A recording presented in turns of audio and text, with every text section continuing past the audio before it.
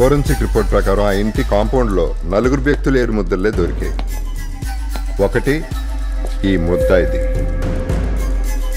రెండోది ఇతని భార్య అంజలిది, మూడోది ఆమె తల్లిది, నాలుగోది వాళ్ళ ఇంట్లో పనిచేసే పని మనిషిది.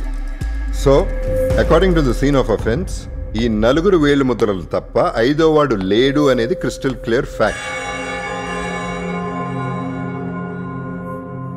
ఒకవేళ ఉండుంటే అతని ఫింగర్ ప్రింట్స్ అన్న దొరికి అంజలి మీద అటాక్ చేసుంటే ఇంట్లో వస్తువులన్న పగిలుండే.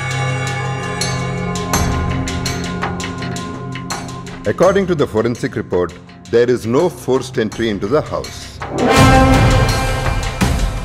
పోస్ట్మార్టం రిపోర్ట్ ప్రకారం అంజలిని ఒక షార్ప్ ఏజ్ వెపన్తో కొడవడం వల్ల ఎక్కువ రక్తం పోయి సుమారుగా రాత్రి 10-10:30 మధ్య చనిపోయింది.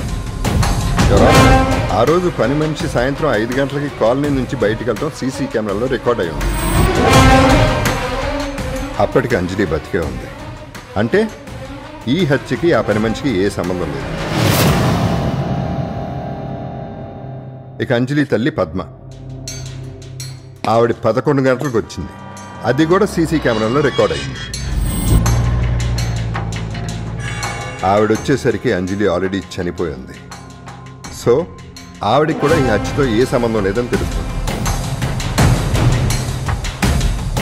ఇక మిగిలింది ఇద్దరు, ఒకళ్ళు అంజలి అయితే రెండోది ఈ ముద్దాయి.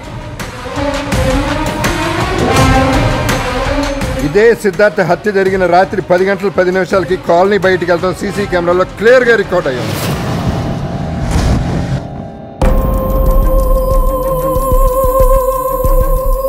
సో ప్రాథమిక సాక్ష్యాలన్నీ ఇతని వైపే వేలెత్తి చూపిస్తున్నాయి. ఇతను అంజలిని ఎందుకు చంపాడు, ఆ వెపన్ని ఏం చేశాడని తెలుసుకోవాలంటే విచారణ కోసం పోలీస్ కస్టడీలో అప్పగించాల్సిందిగా కోరుతున్నాను.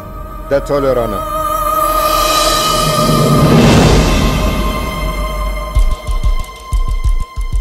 నీ భార్యను హత్య చేశావని నీ మీద అభియోగం వచ్చింది. పీపీ గారు చెప్పింది విన్నావుగా? విన్నాను సార్, ఆయన చెప్పిందంత నిజమే. ఈ హత్యకి మా పని మనిషికి ఎటువంటి సంబంధం లేదు. ఎందుకంటే తను చాలా మంచిది. నేను కానీ అంజలి కానీ తను ఎప్పుడు పని మనిషిలా చూడలేదు. నా సొంత తోబుట్టులా చూసుకున్నాను.